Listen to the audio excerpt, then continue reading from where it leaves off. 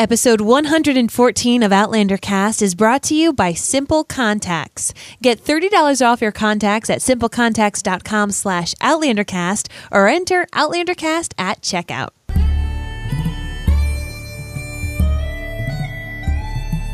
All the way from Cranston, Rhode Island, welcome to Outlander Cast. It's a podcast dedicated to the show Outlander on Stars. Sing me a song of a lass that is gone, sacred that lass the eye.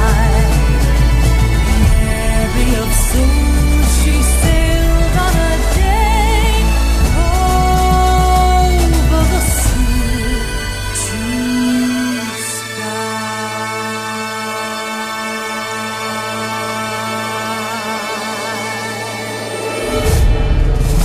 Hello, everyone, and welcome. My name is Mary Larson. My name is Blake, and I love nothing more than to put sportsisms into Outlander. Yes, you do. I Tell love me. nothing more than every single sports-related item I possibly can to fit it in there. Because today we're talking about the season 3 episode power rankings. What does that mean? And power rankings are, again, usually reserved for sports-related items, meaning like the teams, who's the best team that's currently available in Major League Baseball or the NBA or whatever. So I figured, you know what? We're going to have power rankings for Outlander Season 3. Awesome. What do you think I love about it. that? I think it's great, and I think it's a great way to warm up this totally gross weather we've been having. If you live in the United States, you've been affected by a crazy storm system that has come through, and it's actually made me think a lot about the title of the last episode, Eye of the Storm, just because I really feel like so many of us have had it, and we are really excited because joining us today in the heart of most of this storm is to talk about these episode power rankings for Season 3 is Gavin, who we love and adore. She's a member of course, our Outlander Cast staff. She recently wrote a blog article on how she ranked the aforementioned episodes, and you can read it, of course, at OutlanderCast.com. But for now, we're just so excited to have Ann on. So, Ann, how have you been faring in this crazy storm that we've been having? Well, I just will say I'm so happy. I don't care about the storm. I'm so happy to be talking about Outlander. I have missed it, and this has been already a tough Outlander. So, storm, winter right into summer and then back to winter again. I don't know. It's crazy. But anyway, I don't care about that. I just want to talk about Outlander, and excited to be talking with you guys about the rankings from Season 3. I love it. I've given it a lot of thought. Yay! Oh, I'm so excited. And just like you said, you're just excited. It's crazy to think that we're just in April and we have to think to most likely late fall to get back into Outlander. And I'm just, hopefully early fall, actually. It's just very exciting to be able to have this conversation, to be able to chat with you. And Blake had earlier posted in the Outlander Cast Clan gathering that we were doing this episode, and just the buzz about it. I feel like everyone after this season ended, they got to watch this season again, and we all had it. But the drought has been hard. The drought has been heavy. So I am so happy that you can join us today. Thank you, guys. Thanks for inviting me, too. It's fun. So what is your overall take on Season 3? Like, what would you put this in regards to if you had to rank it against the other seasons? What's your overall feeling about this season? Right. Well, I'm not as definitive about this as some people. But I will say, I like Season 3 a lot. It's an exciting book, and I am a book reader as well as a show watcher. And I thought they captured the book about as well as they could, given the fact that there was only 13 episodes and it was such a big book. But I have to say, Season 1 will probably always and forever be closest to my heart. It's where I discovered Outlander. I had not read the books. I hadn't even heard of Outlander prior to watching the show. And I think Season 1 will always be sort of number one for me. And then I really actually did like Season 2. I know a lot of people did not. But I would say I probably liked Season 3 a bit better than Season 2. So I would say Season 1, Season 3, Season 2 would be my ranking. I'm right there with you. I'm not going to lie. Yeah. I'm the exact same way. Season 1, it's got a very special place in my heart. Even for now when you get to go watch back on it, you go, oh, look at Kat's accent in episode 1 and just so little cute. things. Yeah, you're like, that's so cute. But really, that is what pulled us in. That is what pulled so many people in, especially people who hadn't yet read the books or hadn't read the books in general, like Blake, for example. So I agree. I'm right there with you. I am a 1-3-2. How about you, Blake? I am probably the same. Yeah, you know what? Because 2, again, that's one of our commandments. The season that shall not be named. Season 2 is just, the funny thing is I felt like season 3 is the opposite of season 2. Season 3 started off tremendously. Like, it was unbelievable. And then as the season went along, it just got like, you could see where there was a divide in the season. And I felt like the same thing happened in season 2, where There was a great divide. there was a divide in season 2, but the beginning was the part that was like, Oh, I had fun. I've been having fun this whole flipping time. I know. So, all right, are you ready? Let's quit wasting time. Everybody here, are you guys ready to get into our episode rankings? Yes. All right. Yes, let's absolutely. Let's get to it.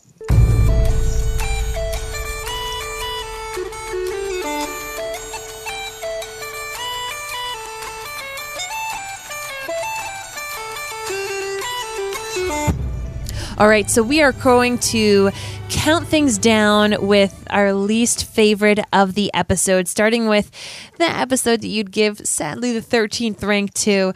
And Anne, we wanted to hear what your thoughts were. So the way that we are going to break down these episodes is we're going to go Anne's choice, my choice, and Blake's choice. And then maybe have a little bit of debate if necessary. Banter. A little How about banter. that? Hey, you know what? Banter, debate, argument. Oh my God, I am throwing so pots bad and at pans. debating and arguing. So how about just merriment? And what do you have for number 13 on your list? Well, I think I'm joined by many in this. And, it's very hard for me to rank these episodes because I can find something that I like about each one of them. But I have to say, for number 13, for me, was Creme de Menthe. I think it breaks another one of Blake's commandments in that the episode was really driven by plot and not so much by the characters. And they were just trying to jam a whole lot into that episode. Some of it seemed very disjointed to me as a book reader. There was some parts of it that I didn't resonate with me. But I will say the one kind of highlight was Ian and Fergus and the start of their little bromance. I did love that part of it. Mm-hmm. But otherwise, the episode just didn't do it for me. I thought it was just too much plot, and some of it just didn't make any sense to me. So unfortunately, somebody had to end up in the 13th position, and for me, it was Creme de Menthe. I'll be close. You'll hear that episode mentioned from me pretty soon. For me, episode 13 was Doldrums. And honestly, it was just because I couldn't shake the Jonah. The Jonah references stuck with me a lot in this episode, and I just couldn't. I'm not in love with Leslie and Hayes, and it wasn't great for me. What saved this episode for me was the Eton Chow bits. That's what saved it for me. I have this. What did I say? Shoot. You still cannot get that right. You know what it is? As I say it so frequently wrong, and then I listen back to the episodes wrong. Whatever. Mr. Willoughby.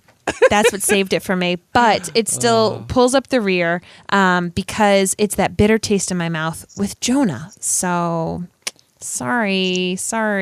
Doldrums. How about you, Blake? Number 13 for me is Creme de Menthe. Anne said it best. That episode just was terrible, and like I've had don't mince words. I know I've had a lot of debate internally about this one because there's another episode here that I think could go here just as easily, but the one thing that I couldn't handle is the whole thing with Claire trying to save the guy that just wanted to rape her. And I know completely unnecessary. I know that she's a doctor and she has to save people against her better judgment and her personal feeling. I get it all, but what are we doing? And then stick it.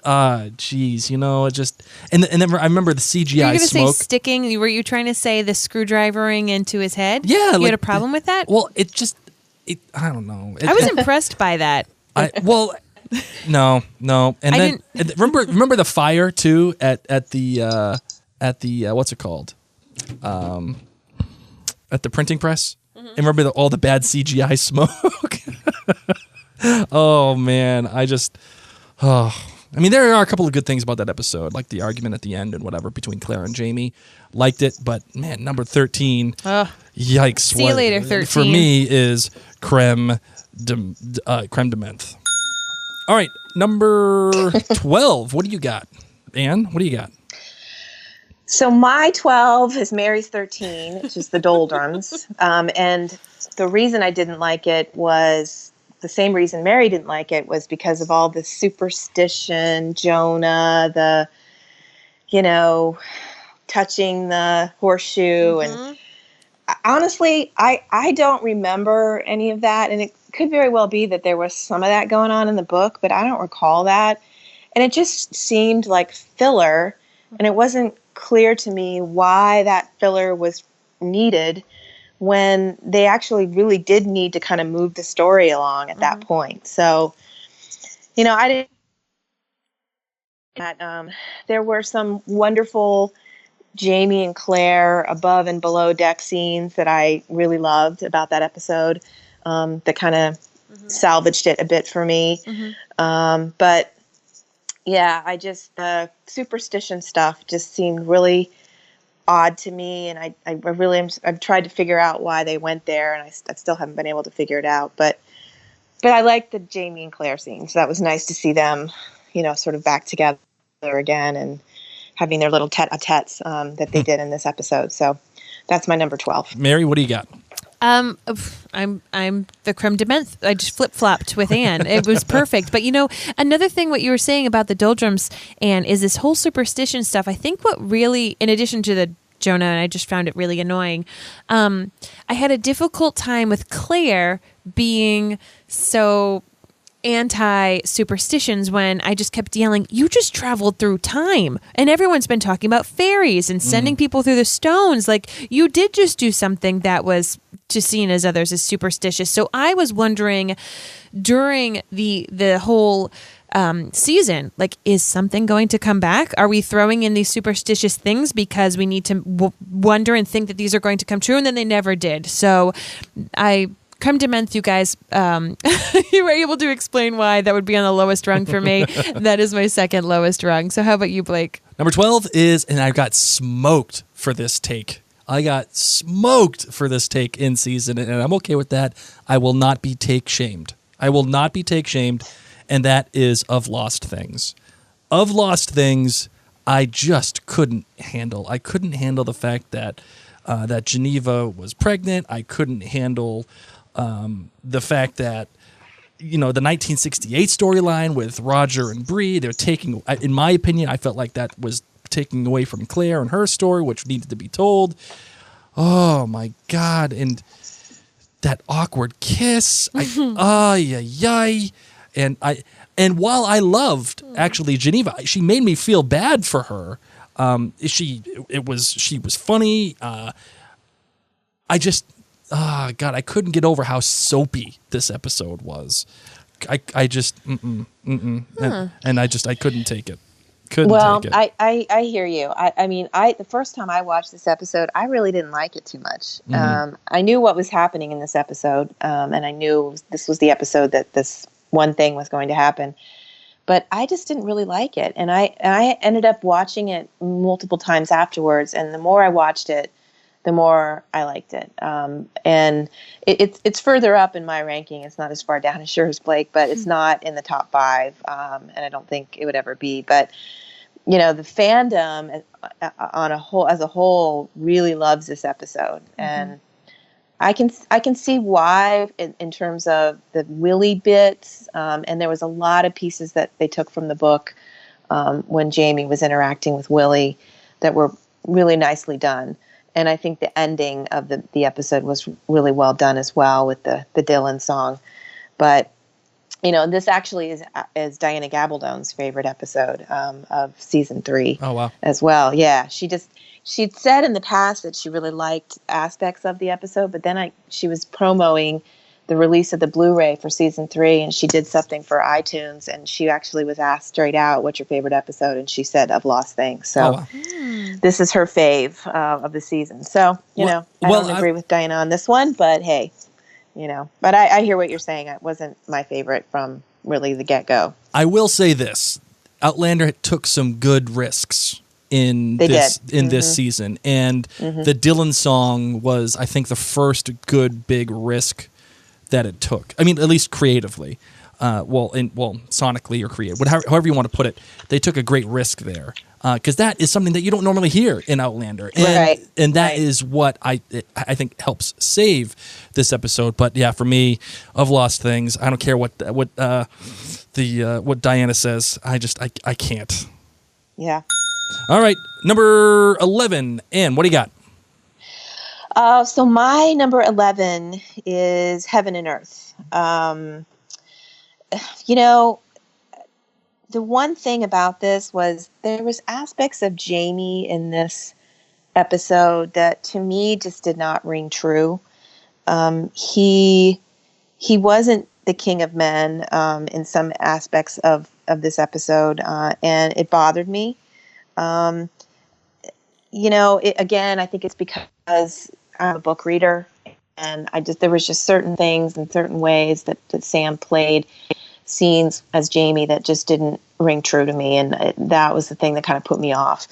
I did love Claire's sort of getting back into her role as a doctor, taking charge and doing everything she needed to do to get the sickness under control. But yeah, I mean, again, I thought it was a decent episode, but I think when I wrote about this, one of my lines was, where are you, James Fraser? Because we lost him somewhere along the way here, and I didn't like how Sam played it or how it was written. I'm not sure what, but it really put a damper on the episode for me. Number 11 for you, my lady? Okay, so I'm just going to give a disclosure. This is where it starts to go into my gray, I rated this 5 kilts area already at number 11. I really had a lot of fun in this season. Man. There were things that I didn't particularly love about some episodes, but I want y'all to know that just because this is 11 doesn't mean I didn't love it. It means that they're all just tied for first. So, mine is All Debts Paid, and really... No. Wow. I know. What? I know. Wow. I know. I don't know necessarily why. It came down to I loved other things about other episodes a bit more. Man, that is a hot take. I know, but that's why I'm giving the caveat that I actually love all of from 11 on up. I really love. It's just that there were more things weighing against this one that I was like, they have more checks on the yes category. So I'm just putting it out there because I know it's going to be touched upon in the future as higher episodes for other people. It is an extraordinary episode. It's just, there you go. You're going to set the room ablaze with that hot take. I know. I'm just putting it out there. I'm really sorry. I think this is the other thing is that I don't think I ever got to take it as seriously as I needed to because I watched this episode in Martha's Vineyard with Anne and with lots of members of the Outlander Cast staff. So this was like a deep, deep time, right, Anne? Yes. And I hear what you're saying. And this is like a deep episode, and yet I was just so jolly. No, you weren't jolly. You were a little inebriated. Yes. We're going to put it that way. And I can't not be smiling. And I'm like, oh my gosh, there's so much grayness, but I'm bumping in this episode that I don't feel because I watch it and I just smile the whole bloody time. Like Frank dies and I'm still smiling because I remember that we all raised our glasses to Frank's death, and it's just a jolly memory for me when it's a really this heart-wrenching episode about lots of things. But anyway, we'll get back to that in other people's higher rated episodes of All Debts Paid. How about you, Blake? What's your 11? The Doldrums. You guys have already talked about the Doldrums. I don't need to get into it anymore. Although I will say this. I actually quite liked all the superstition and all of the things. What? Because it gave you an insight into ship culture that otherwise I would not have had. Okay. And if you're going to be on a ship for an entire episode, yes, delve into that continuity, delve into that world. I will also admit that the Jonah thing got a little old. And they were just, it felt like they were manufacturing a way for Jamie to be the hero, that he had to save the guy on the thing. It just felt manufactured. It didn't feel legitimate to me. It was just like, we need Jamie to do something. We need action. Okay, what do we do? Hey, let's have him save this guy. So because of that, I was not into it. In E10 show, yes, it was nice, but that also felt to me like, we need to give character development here. Let's do E10 show now. You know, it felt like they were just checking boxes off in this episode. And that's why I rank that number 11. And what do you have for number 10? So number 10 is Surrender. Wow, that's also a hot take. And I was actually reading back over my ranking from the blog. And it's funny, I'm like reading through it, I'm like, there's like nothing negative here. It's all positive. So I think it was just one of those deals where I had to rank other things higher. I mean, I love the parallel lives storyline. I think they did that so well. I was worried about it because I thought, what are they going to do? Like a whole episode of like Frank and Claire? But they actually, I thought, did a pretty good job of bouncing back and forth. And then, if you guys remember, this is the sort of feral Jamie episode. And I thought Sam was really great, did a great job with that. And I think it was something like you didn't even say a word for like the first 12 minutes of the episode. It was pretty remarkable. I loved being back at Lollybrock. That was nice. I don't know. There was some weird things like the kids shooting the crow, and that seemed weird to me. But other than that, like I'm looking at my ranking, and there's not a whole lot in here that I didn't like. I think it just was one of those deals where I had to put it some, and it ended up number 10. But otherwise, I thought it was a pretty decent episode. You're running into the same problem that I have, Anne. You've joined the I Love I am. It's very hard. It was really hard to do this. I told somebody it was like giving birth to like a 20-pound baby when I was like trying to rank these damn episodes because it's hard. It's really hard. It's hard to do. Because I'm like you, Mary. Everything's like a 5 for me. So, right? They're all tied for first. Yeah. Screw it. Yeah. So my number 10 is Of Lost Things, and I'll just tell you why. It's because I feel awkward at Hellwater. Like I can't, it's not my home. It's not a place that I love. I feel awkward there because I know Jamie feels awkward there. And I just am not happy being at Hellwater. Of course, speaking of awkward, we're supposed to feel awkward about all aspects of Bree in this episode, whether it's her attraction with Roger or her relationship with her mom. So I think I, in general, soaked up the Fraser awkwardness that happened in this episode, and it made me not give it all the love that I wanted to give it in compared to other episodes. So that's why it ranked 10 for me. For me, it's the finale, Eye of the Storm, number 10.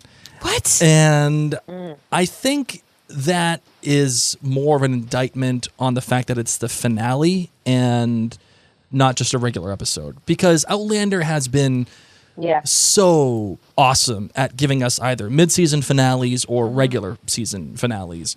And this one just felt like a penultimate episode. It just felt like until the final scenes.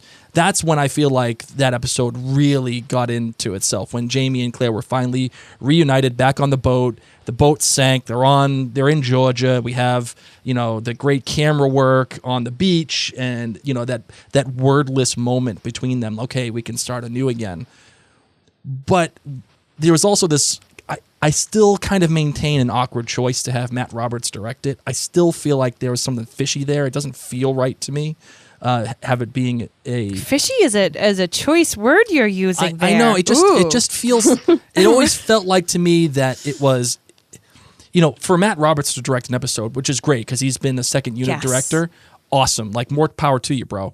But we've had Anna Forster and in all these great directors for finales, and then it's like we have a guy who's never directed an episode before for the season 3 finale, and to add to that, they had to chew up so much plot with the Bakra and the prophecy, and then killing her, and the whole shebang. It was like, where are we going here? It just felt like it was a million miles an hour, and it didn't allow us to take the time to breathe that it needed to, in my opinion. So that is why I ranked that number 10. Number 9. We are totally in the top 10, even though there's only 13 episodes. Whatevs. So what is your 9th choice, Anne, for this season? So my 9th choice was Uncharted. And, hats off to Katrina Balfe for her jungle sequence. Mm-hmm. It was very well done. The cinematography was beautiful. Music was beautiful. But I just really questioned that we needed 20 to 25 minutes, I think it was, of her trudging through the jungle. I mean, I just thought it was a waste of time. It was well acted. It was beautifully shot. But I don't think we needed to spend that much time, that much screen time to make the determination that Claire's a tough cookie and resourceful and all of that. So that's why this episode ended up where it was for me. There were some great moments in this episode. I think the Father Fogden character was wonderful. He did a great job with that, the actor. I liked the turtle soup. I mean, that was very anticipated moment. I always love when Jamie and Claire do the love scenes where it's like fun and funny and they have, a good time. It's not so serious all the time. So I thought the turtle soup piece was really great. But I just didn't think that we needed to spend 25 minutes trudging through the jungle with Claire. That didn't do it for me. Mm-hmm. Number 9 for me was Surrender. A lot of the same points that you touched upon, Anne. I really enjoyed this episode. I loved being at Lallybroch. I loved Jenny. I remember so getting passionate about her while we had the episode recap of this episode about how devastated she was that she lost her sister, Claire, and how Claire didn't write and how hard that must have been. And really when it hit me more on rewatches about how hard this hit Jenny. Mm-hmm. And I loved just Laura Donnelly's performance in this episode. I loved Sam Hewen's performance in this episode. I loved Frank's, I loved Tobias's performance in this episode, really realizing that, that Claire isn't with Frank, that Claire is with Jamie, and how hard that was. But once again, in a laundry list of 5 rated episodes, I needed to put something down, and it was the kids playing with the darn pistol and the crow shenanigans that put this down on the list, because it felt cheesy. It felt cheesy to me as I pulled out my headphone on this. But yes, it just felt rather cheesy to me. Mm-hmm. Number 9 for me is Heaven and Earth. And I say Heaven and Earth here because there actually... I talked about how Outlander started to take some good narrative and story sonic chances in this season, and this is the part of the rankings where I liked the chances that they took, but it was surrounded by things that I didn't like, and that's why these are here at this moment. And for me, number 9 is Heaven and Earth, and the chance that they took that I liked was the fact that Jamie did kind of not be like the king of all men. He wasn't Superman. He made a poor choice. He tried to convince Fergus to do the wrong thing, side. Right? And I liked that.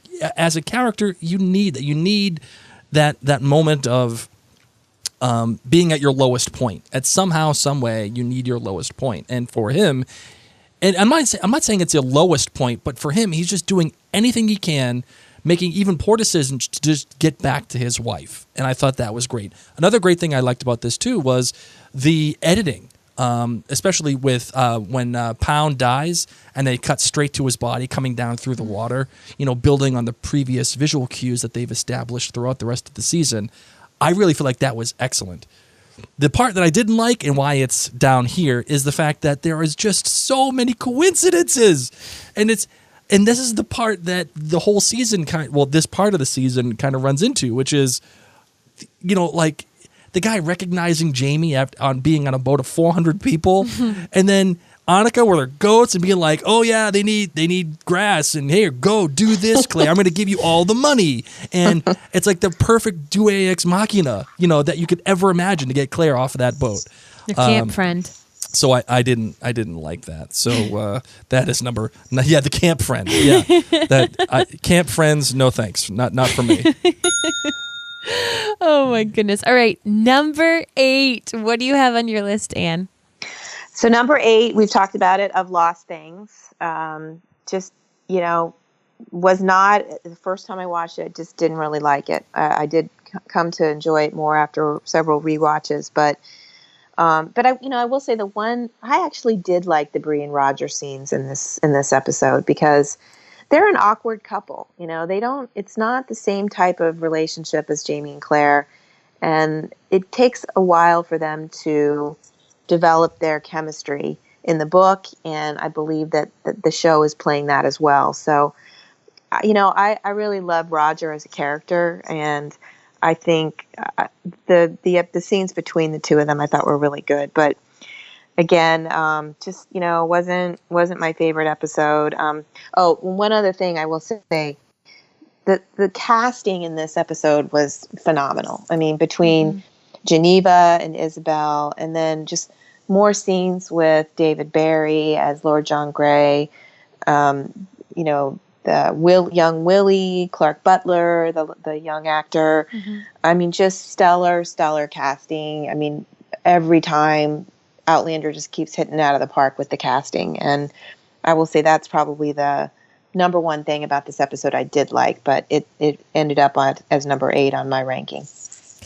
All right, my number 8 is Freedom and Whiskey, and let me just talk about how much I love this. That hurts.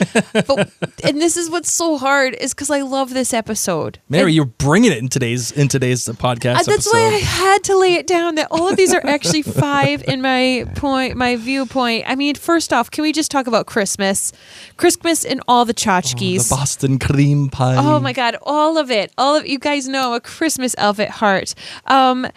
Once again, all of these are so good that I had to figure out what were the things that I didn't like and see how those rated. I really wasn't happy with Sandy Candy. Once again, whatevs. She's a mean person for life, so I know she needed to come back.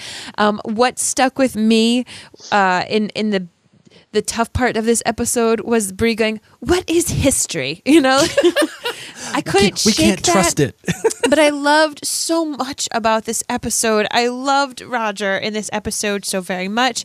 There was, Sam, kicked butt with his acting in this episode. There was great stuff. So once again, y'all know, this is still a 5 for me, but Sandy Candy and What is History were what put it further down the list. What is history? Oh, God, that was so bad. For me, number 8 is Uncharted. You guys have already talked about it, so I won't get into it too much. I haven't yet. Oh, you haven't yet? Okay, sorry. It's higher than Freedom and Whiskey. I'm sorry. I liked the chance that they took with Claire going through the whole thing in the 20 minutes of no words, and it was a great creative choice. Look now, 2020 hindsight. If I could do it all over again, would I have taken some of that away? Yes, probably, to get to more important things later on. But at the time, I really loved that choice. If I had the overall choice, I probably just would have cut half the doldrums out. Anyway, but the things that kind of wrecked it for me were all the coincidences. The captain was dying. The boat just sinks. The crew dies. Jamie just becomes the captain. Just trust in the Outlander universe. He just happens to be on the same island as Claire out of nowhere. And then Claire grabs this mirror for no reason at all at the Fogdens, other than just cuz. Because Claire cares about her hair. Let's be real. Oh, man, that was bad. But I will say the wedding at this episode with Caesar Domboy and how, like you just said, my darling, trust the Outlander universe. Yep. I remember saying this in our review. It just feels like Jamie and Claire are the proud parents of all of these people.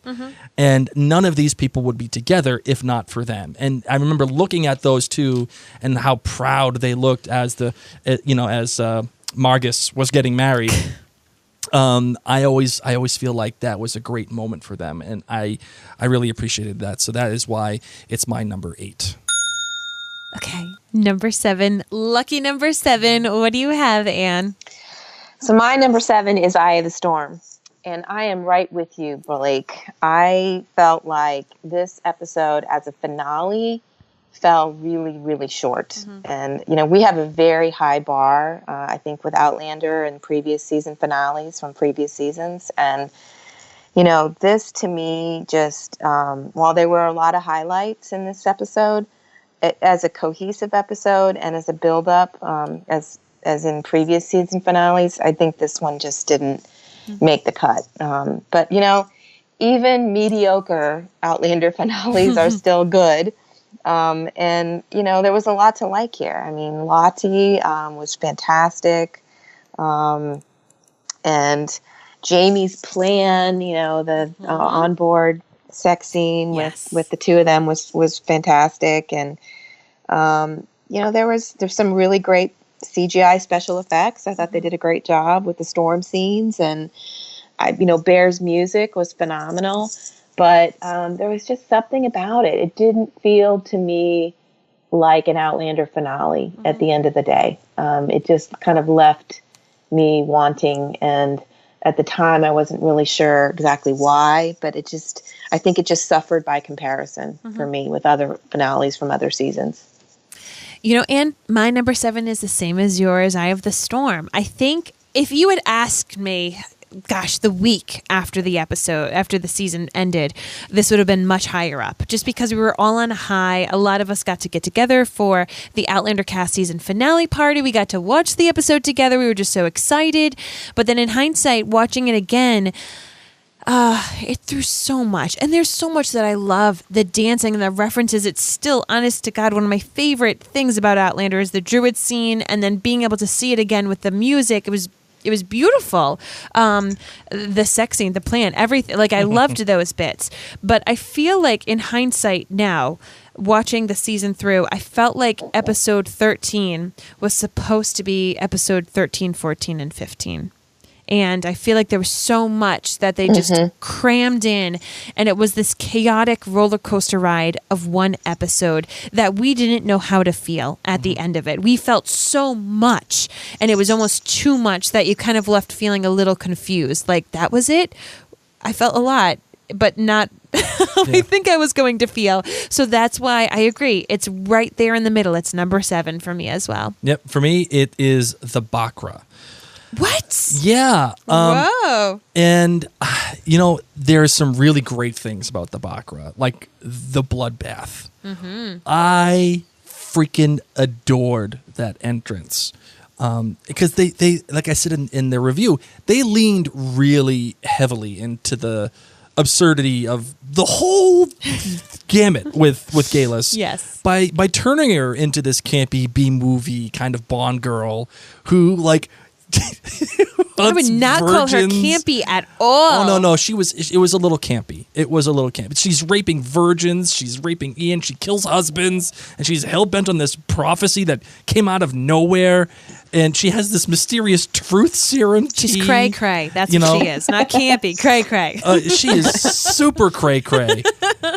And, I think the problem that the Bacra suffers from a little bit is that, again, they're just cramming so much into it. And they were like, okay, where do we even begin and end this one?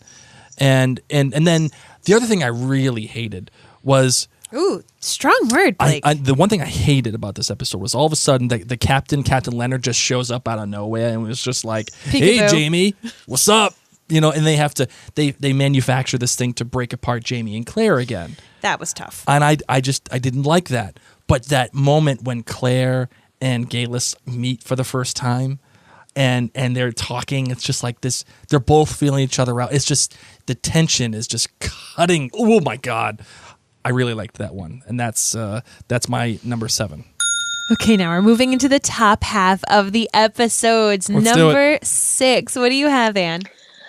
So I have All Debts Paid as my number 6. And, bias alert, the fact that Murtaugh Fitzgibbons Fraser is alive just really made my heart leap. That was just a moment for me to see The Godfather back, and I was just very, very happy to see that. So I like this episode. I thought David Barry was just stunning in this episode. He the LJG character for me was not something or a character that I really cared for a whole lot in the books, but I am really changing my tune with this casting because I think Barry's just phenomenal, and I think this was his first episode, if I'm right about that, and I think he just killed it and went on from there. But I thought he was great. This episode, as Mary had said, was an episode that we all watched together, many of us at Outlander Cast, and it was a kind of a moment for all of us because of the somber nature of the end of it with Frank dying. But this episode's pretty solid up there for me at number 6. And but yeah, Murtaugh, that was awesome. So happy to have him back, and that's why this one's as far up as it is for me. For me, Uncharted, it's catching up. I know it was a little lower for others, but okay. So that performance by Kat, I mean, we've seen her in so many different ways throughout the past seasons, but this was different. And at first, I didn't like this extended Survivor thing, but then I noticed on further viewings, I started to get thirsty. I started to feel hot. I started to feel itchy. And I thought, God, they did a really great job making me feel uncomfortable. Like how it would be to be stranded a little bit. The wedding made me feel proud, gave me all the feels. But I have to say, I'm just going to give a little TMI reference right here. Cover your kids' ears. But Turtle Soup made me so happy because hopefully, everybody listening has had tipsy sex. And there is nothing. Just like that. A winner. And this was like, when you're just flirting and you're like, I know I have my buzz on, but it feels so fun to flirt and so fun to be doing all of this. And Turtle Soup, the way it was written was wonderful, but the way that they were able to capture this, I still can't help but smile and laugh because it really just caught that moment. And Turtle Soup is why this is so high up. So there you go, Uncharted. You're welcome. How the hell do I follow that? How do I follow the tipsy sex comment? The whole episode's ruined from now on. All right, my number 6 is Freedom and Whiskey. Another great chance that was taken here is the Batman theme. I loved the Batman theme because it highlights an era of Outlander that you don't normally get to have. And it runs right into it, and it says, this is what we are, this is what we're doing, and we're going to acknowledge the absurdity of Claire creating this outfit to go back to the 1700s. In one night, right? Hold up. And she didn't even sleep and nothing, no bags, she all the concealer. It was a great risk to take, and finally getting a genuine moment between Bree and Roger. And this is when I finally started to buy in. I could co-sign on Bree and Roger with this episode, with the Boston cream pie and the lobster rolls and the whole thing.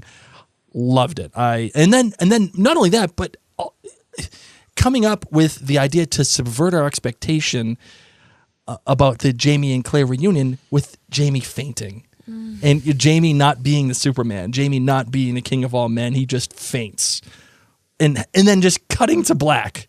Oh my God, that was great. Yes, all of that. Thank you very much.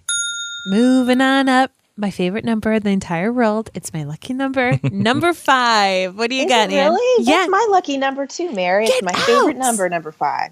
I did not know that. Oh my Something God. else we share. Right? I love this. Oh my, I'm smiling ear to ear. So what's number 5? So my number 5 is the Bacra. And I love this episode. I thought the pacing of this episode was so good. It just, there was just no time to breathe. Starting off, I agree, it was a bit campy, the bloodbath, but campy and just fun. And I loved how they reintroduced Galus with that. It was phenomenal. I think the Willoughby Margaret Campbell connection in this episode I thought was somewhat odd. It definitely was the rehabilitation of Book Willoughby, and this is kind of where it started, because Willoughby in the book is a real oddball and not a very nice guy. But we didn't see that with the Yi-Ten Cho in the show, and I think the Margaret Campbell connection was part of sort of the rehabilitation of him. But I love this episode, except the end when Jamie and Claire were separated again. I was like, really? Like, they threw that separation in because that was not part of the book. And I thought, enough with that. I've had enough of them being separated. It was too much. But I love the pacing of the episode. I thought it was very suspenseful. Terrific character scenes with Galus. So this is in the top 5 for me.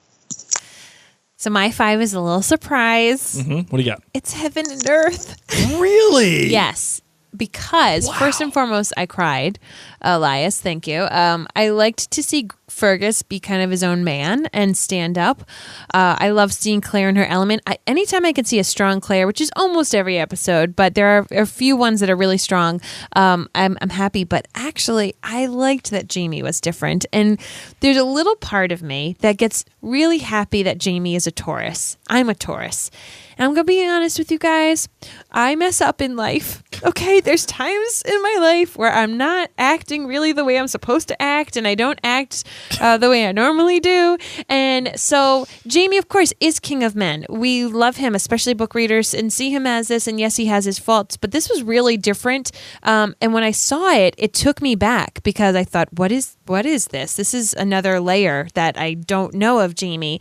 But it made me feel okay because I said, oh, there's times when I mess up. And I liked that he was able to not only mess up, but then admit that he messed up. And it just added this extra human layer that I myself was really happy to see. So that was my number 5. My number 5, and I got a blazing hot take for you right here. Crapola. Okay, you ready? A. Malcolm. A. Malcolm is my number 5. Wow. And it's not that I actually we're kind of getting into the territory here where it's all tied for first for me. There you go. But A. Malcolm is a little bit of a step but under the next few episodes for me. And the only reason why I say that is because everything is great. I loved the cold open with Jamie's life before Claire. I love how slowly Jamie and Claire become reacquainted with each other. And specifically the scene where he wants to know why Claire has come back and the whole broken nose thing. Like I loved all of that. But what kind of sets it back for me was we're put in this rape situation with the guy that she eventually ends up saving in creme de menthe, whatever. Mm-hmm. But what's worst is that they yada yada'd over the best part of the episode, which is the two, Jamie and Claire, talking to each other and getting familiar with each other. And they do it in a montage, in a voiceover. And that's why A. Malcolm, for me, is a step back. Because lean into that. Don't tell us, just show us how amazing these two are. Show us how great their relationship is. And seeing the two interact with each other, that would have put it up in probably in the number 1, if not number 2 for me. But that's what holds it back for me. Yeah, but Blake, that was 20 years there. They would have been that would have been a lot of yada-yadaing. I mean, I don't know that how could they have done that? Yeah, no, I agree with you, and that's why they're paid many, many, many more millions of dollars than me to figure that out. I just help run and operate a lowly podcast, but I still feel like having the conversations, or at least giving us something to sink our teeth into other than a montage, I feel like is a much better job at writing those characters than just giving us like the Rocky treatment. And I feel like I can't go along. I can't co-sign on that one. So that's that. Okay. Well, I'll ding you belated ding. Oh, sorry. Ding. There we go. Gotcha. We're going to take a brief moment to tell you about today's sponsor.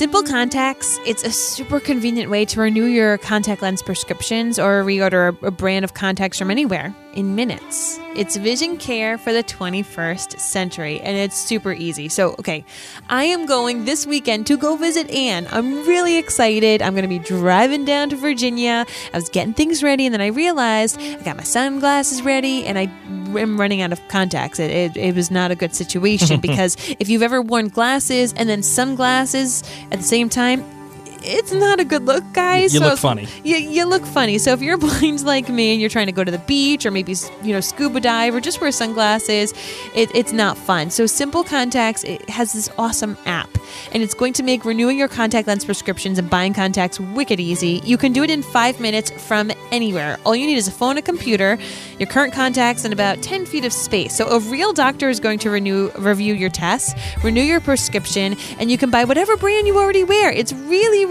easy. Now, this does not replace the fact that you should probably see an eye professional once a year. You do need that occasionally, but it is a super convenient way to renew a prescription and reorder contacts if your vision hasn't changed. They saved my trip. They saved me a bunch of time, saved me money because the prices are really unbeatable, and I am super pumped because we are now able to offer you a great discount. Of course, if you go to simplecontacts.com/OutlanderCast or enter OutlanderCast at checkout, you get $30 off your contacts. So, bada bing, bada boom, fellow blind friends, got you covered.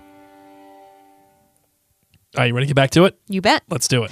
Number 4, the final countdown. What do you have, Anne? Number 4, the battle joined for me.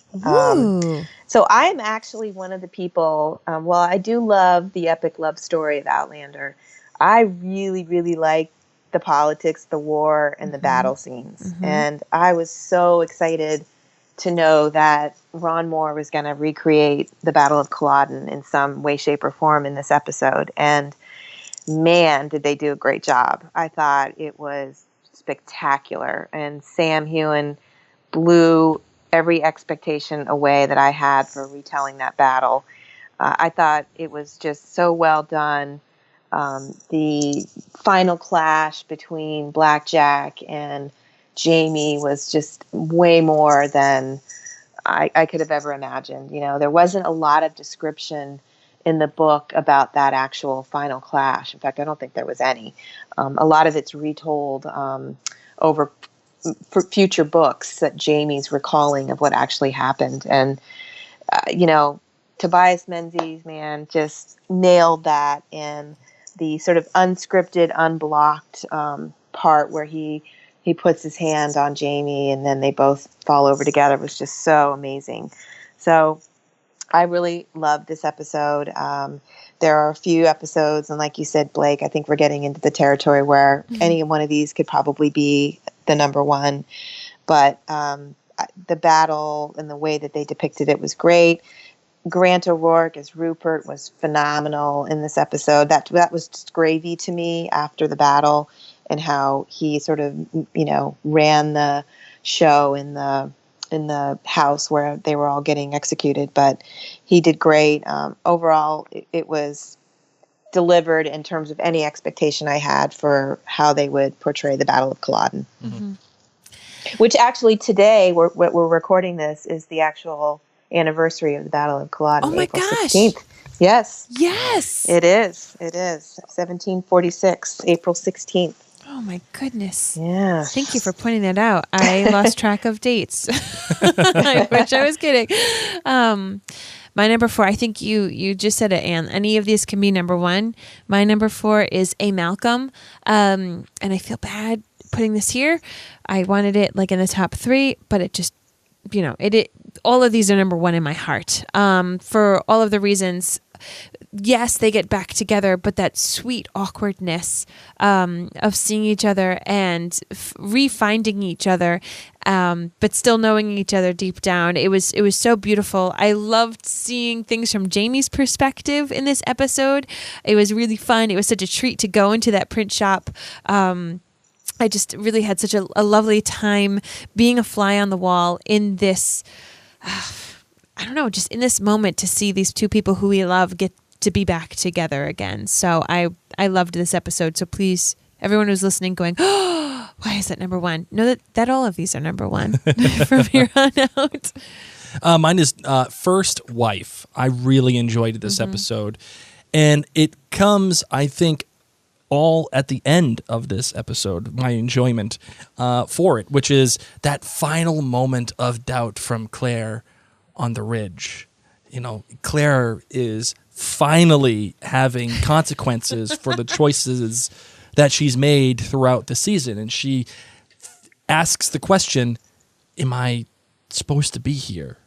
And oh my goodness gracious. And then having that shot at the end when Wee Ian gets taken and you have the two, our title couple on the beach, and it pans way out to show how small and insignificant they are in this giant story that we're about to tell. First Wife is one of my favorite episodes of Outlander. So that is that.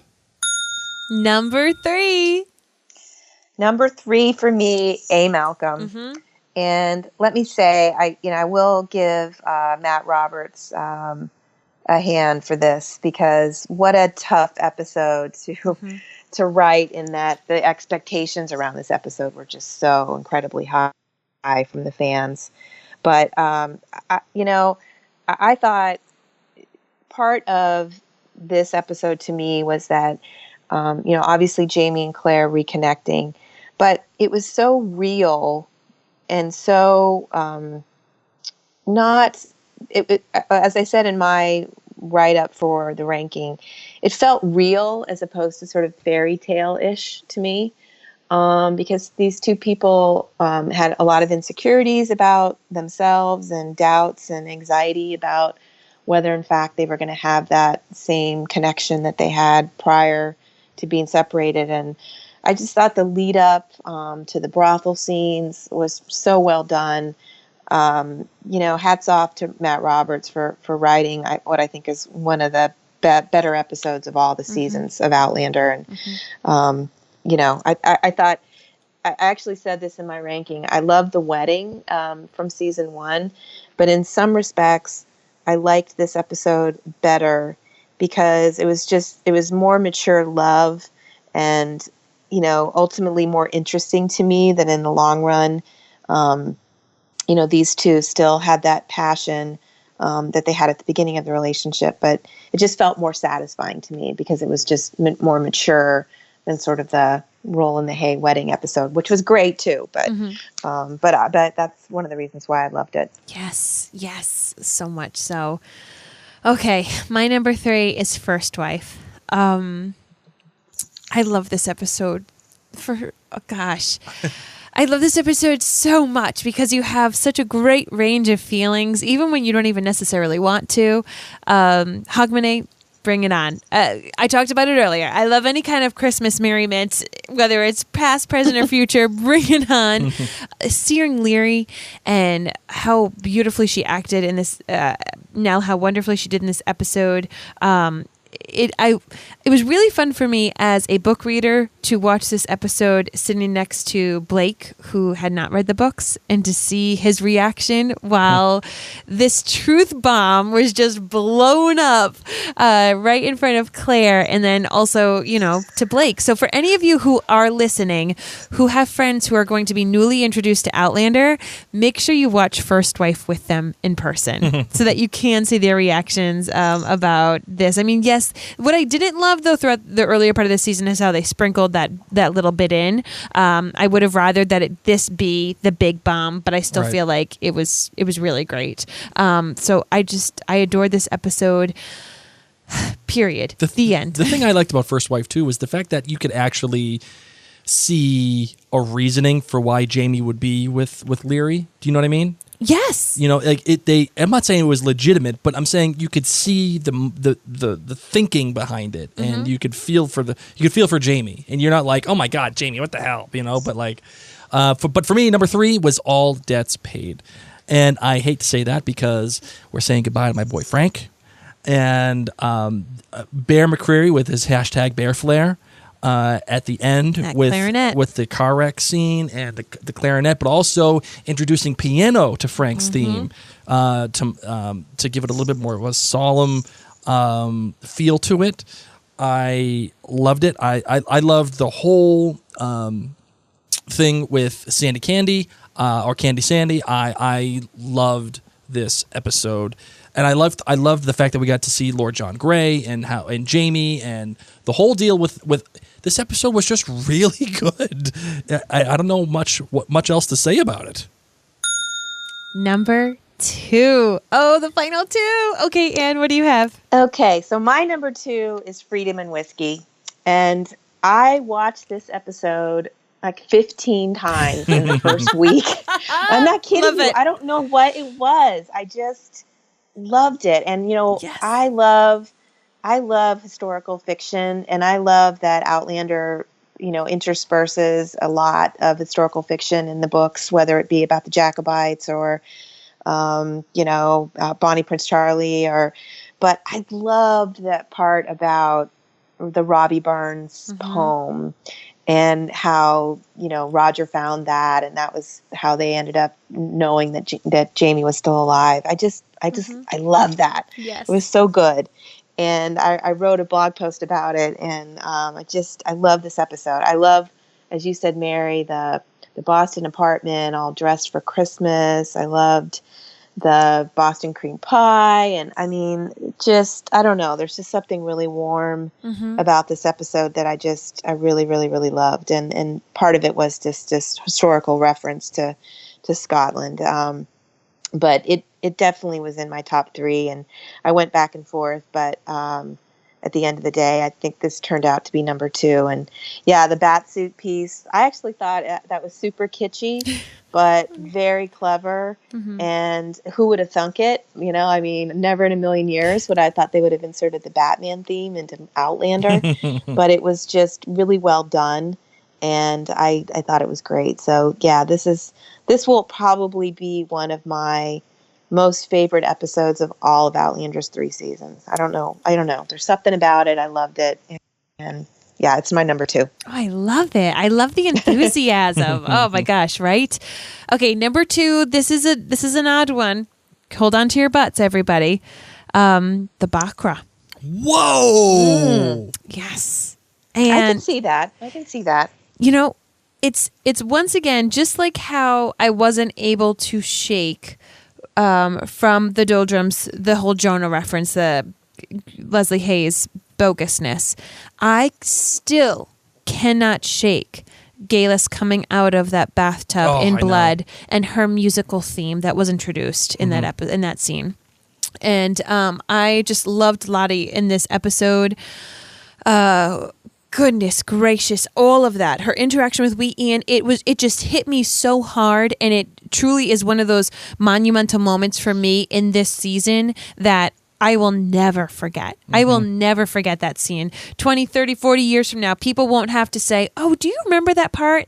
And me scratch my head. No, this is going to be one of those moments that I'm like, of course I remember that part. It was one of my second favorite episodes because of that part. So that alone is something that if there was poster art of season 3, that would be one of the multi parts. You know where they do those collages and poster arts for movies and everything where there's like different characters? The leg coming out of the blood. That would be it. Oh, yes. And because of it, that's why it's so high up, because it is something that has stuck with me and I cannot shake, and I love it for that. Between Bear and between Lottie, and also knowing that how hard it was to create all that blood, it just was a really special episode for me, and a great turn of who Galis was as a character from the book. It was a very different version of Galis than I was expecting. So I enjoyed it for that. So that's why it's number 2. And talk about bear flair, by the way. Galis's theme being a perverted version of the Stones theme. Yes. Oh my goodness gracious. Which kind of leads me to my number 2, which is Surrender. Because first of all things Laura Donnelly as Jenny. We bow down to Laura. I'm currently reading the first big book of Outlander, the first book. And by the way, check that out at Blake's Book Club, patreon.com. It's a selfless, shameless plug. I'll never forgive you for it, Jamie.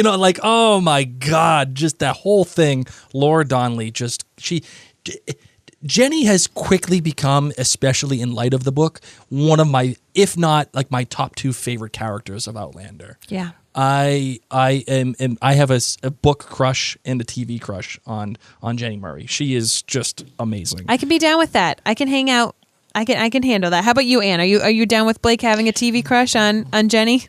I am, because I agree with you. I think she's phenomenal. She's a great actress, and I think she's just embodied that character. And I agree with you. Those scenes in Surrender with her and Jamie were great. And I think I approve. So you can have a crush on her. Good. I'm glad I got the approval. But the reason why I kind of brought up Galus and everything with the bear flare, because it was one of those moments where it kind of blew my mind. But this gave birth to the first pants off moment for Blake, and that was when at the end Frank and Claire are in the bed. And they're saying goodnight, and everything seems to be great. So cute and cozy. Everything seems to be freaking awesome between the two. And then they pan out, and it's separate beds, and it's Frank's theme, and it's all playing all the while. It's a visual trick. Oh, my God. I loved that whole scene. I loved this episode. It was phenomenal. All right, here we are, the number 1 episode of season 3. What, in your opinion, gets this title, Anne? My number 1 is First Wife. And believe me, I was shocked that this was my number 1, because I was really thinking, I was not looking forward to the whole Leary reveal at all. But I don't think that I can ever, for as long as I do these rankings, I don't think that I'll ever be able to choose a number 1 that isn't basically about Jamie and Claire. And, there are other episodes that I really liked, but they tended to be not about Jamie and Claire. Maybe it was about, the Baccarat or whatever. But to me, Outlander is always going to be about the story of Jamie and Claire and the Frasers and the people around them. And this episode for me was about how these two people are always faced with such incredible challenges throughout their life together. And they just face them over and over again. And we just go through that with them and repeatedly. But yet they seem to always get it together and manage to make it through. They're flawed, they're imperfect, but they always prevail because they've got each other. So for me, this episode just embodied that. I mean, that was a pretty big blow that Claire had to suffer. They kind of worked through it. She was having her doubts, but they came together in the end. And I think the way that the Leary scene was done was excellent. The final scene, the pan out as you're thinking, oh no, they're leaving Scotland. I mean, that was just so well done. But it's always going to be about Jamie and Claire for me. And this was my number 1. I went back and forth a little bit on it, but I'm pretty confident that I would be number 1 today, tomorrow, and the next day. But yeah, no, it's a great episode. Really well done. Oh, I love it. For me, it took a few times, really going through the episodes again to know which one shook me the most for this season. And this season was a funny season. As I said, even with the finale of Eye of the Storm, it felt like it should have been 3 more episodes longer. And this season, Jamie and Claire did feel apart for so much of it. And they were apart for so much of it. They get back together and then they flip and go into the ocean. So the battle joined, even though they weren't necessarily together. I loved the longing, and I loved to see how hard and true they missed each other over this span of many, many years. I was happy to see Rupert back. I just really adored him, and having that time with him was very, very special. With Grant, now that we've gotten to know him as a human being outside of Outlander a little bit more too. But the battle join was just so beautifully shot. The cinematography of that episode, Totally agree. right? It's it's something, and I'm so happy that was the premiere. I think I was expecting that feeling from the finale. Like what this did right is what I feel like the finale did wrong. It punched you in the gut, and yet it bedazzled you visually. And we had a proper goodbye to Blackjack Randall that I wasn't necessarily expecting to see as beautifully choreographed as it was and shot. And that's why the battle joined. It hits me over and over again. As much as I love having Jamie and Claire together, this episode, seeing how they haunt each other when they're not together, was very poignant. So I love this episode. How about you, Blake? Yeah, my number one matches you, my darling, and that is the battle joined. And I say that because, each season I feel like there has always been an episode that perfectly encapsulates Outlander in many ways. And the first season, in my opinion, it was the Garrison Commander. The second season, it was Dragonfly and Amber. And this season, it was, in my opinion, the battle joined. It was ethereal, like, with Jamie dreaming about Claire, and it took its time. The scenes with Rupert and the people dying, it wasn't afraid to be bold with silence.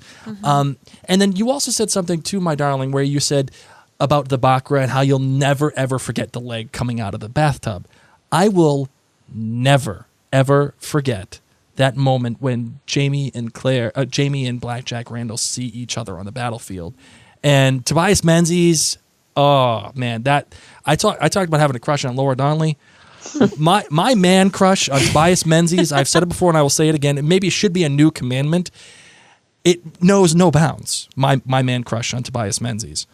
He does this thing where he just turns his head. There's no words, there's nothing. It's just the two of them, and when he puts his hand out to touch Jamie, and the way that the episode was edited, how it was reflections from Jamie as he's sitting underneath Blackjack Randall, remembering the whole thing. Oh my God! This episode, and then also intertwining that with Jamie touching the stones after Claire disappeared into the stones. It's the perfect Outlander episode. It has everything, and not only that, seeing Claire and Frank in the future and how their battle is just beginning between the two of them. This episode was absolutely perfect. Aside from the fact that Claire and Jamie aren't together. Yeah, but they are and they aren't. Yeah, no, I think I hear you. And, let me just say, too, I think it's interesting how we've been going through this, and so much of the moments that we think about why we like an episode has to do with the music. So shameless plug. I just finished a new post for the blog, which I think will be going up in the next 2 weeks or so, where I sort of count down the top 10 musical moments of season 3. Awesome. And there's so many things that we talked about here that are in that ranking, because to me, a musical moment is something that it touches me, that I get, like that feeling you said, Mary, where it just, where do you really feel? And there were so many of those moments. It was tough to to really narrow it down to 10, but we've covered a few of them already, but that should be a good post coming out, I think, in the next 2 weeks or so. Yay! So shameless plug for that. Love it. Everybody can look for that coming up. Oh, I love it. And I've loved having this discussion with you, Anne. It has been so fun because I love chatting with you and I love chatting about Outlander. But what really shook me is how different all of our top, lists were. Right. Yeah, I think that it just shows that there's a lot to love about Outlander. Everybody has a different perspective. Maybe it's because you've read the books or not read the books, but all of these episodes were wonderful.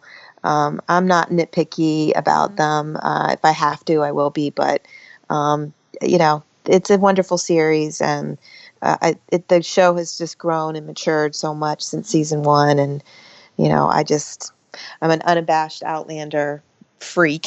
So as are we all. I love it all, really. But yeah, it was interesting to see everybody's different take on it. It was fun to hear you guys break it apart too. So likewise. Well, thank you so much for coming on and chatting You're with us welcome. about this. It's been an absolute joy. All right, Blake, you ready to wrap up the show? Yeah, let's get it done.